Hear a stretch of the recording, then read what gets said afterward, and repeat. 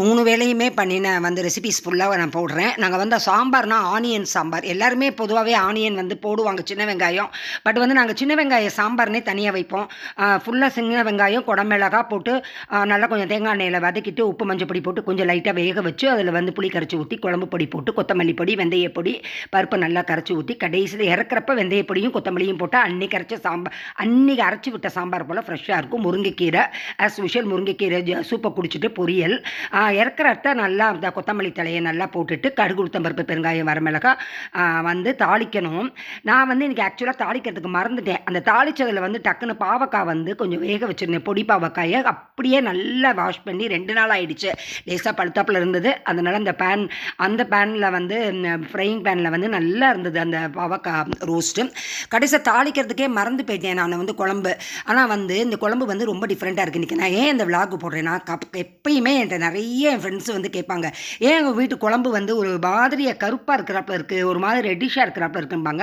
புளியினுடைய வாக்கு நேற்று வந்து புது புளி, அதனால் வந்து அந்த புளி வந்து கொஞ்சோண்டு தான் போட்டேன். எப்படி இருக்குன்னு பார்க்குறதுக்கோசரம் நேற்று ட்ரை பண்ணி பார்த்தேன். சூப்பராக இருந்தது. நிஜமாவே இது வந்து ஒரு ஹோட்டல் சாம்பார் கணக்குலையும் இல்லை, வீட்டு சாம்பார் கணக்குலையும் இல்லை. ஆனியன் குடமிளகா போட்டதுனால பயங்கர ஸ்மெல்லியாக இருந்தது. அப்புறம் சரி இவ்வளோ பண்ணியாச்சு, எதுக்கு தாளித்து விடுறது, குறைய வைப்பான்னு சொல்லி தாளித்து விட்டுட்டேன். பாவக்காய் ரோஸ்ட்டும் அவ்வளோ நல்ல எம்மியாக இருந்தது. அவ்வளோ எம்மியாக காலையில் பிரஞ்சை முடிச்சாச்சு. என்னமோ தெரில 3 மணிக்கே வந்து திடீர்னு வந்து மோரை குடிக்கலான்னு வந்தேன். நிறைய மோர் இருந்தது. பார்த்த உடனே அதை வந்து மோர்கிளி பண்ண என்னன்னு சொல்லி சட்டுன்னு ஒரு ஐடியா. அரிசி மாவை வந்து நல்லா மோர் புளிச்ச மோரில் நல்லா தண்ணியாக கலந்து கொஞ்சம் நல்ல நேரம் கடுகு உளுத்தம்பருப்பு பெருங்காயம் வரமிளகா மோர் மிளகாய் எல்லாமே தாளித்து தண்ணியாக ஊற்றினதை விட்டு நல்லா கைவிடாமல் கிண்டணும். இன்றைக்கி நான் ஒரு தப்பு பண்ணிட்டேன், நிறைய கலந்துட்டேன் போலுக்கு. எனக்கு அளவு தெரியாமல் கலந்துட்டேன். அதனால் சட்டி பத்தலை. சரி இதே இருக்கட்டும்னு சொல்லிட்டு கஷ்டப்பட்டு அதை பண்ணிட்டேன். நிறைய பண்ணிட்டேன்னு நினச்சேன். பட் நிறைய பண்ணிட்டேன்னு தான் நினச்சேன். ஆனால் வந்து நல்லா வந்து நான் ரொம்ப நல்லா இருந்தது. இதுக்கு பெருங்காயம் நிறைய போடணும், அப்போ தான் ஸ்மெல்லு சூப்பராக இருக்கும். எங்கள் ஊரில் அடிக்கடி பண்ணுற டிஷ்ஷு வந்து, ஆனால் மதுரையில் வந்து பாதி பேர் வீட்டில் இது என்னன்னு கேட்குறாங்க, நிறைய பேத்துக்கு தெரியலை.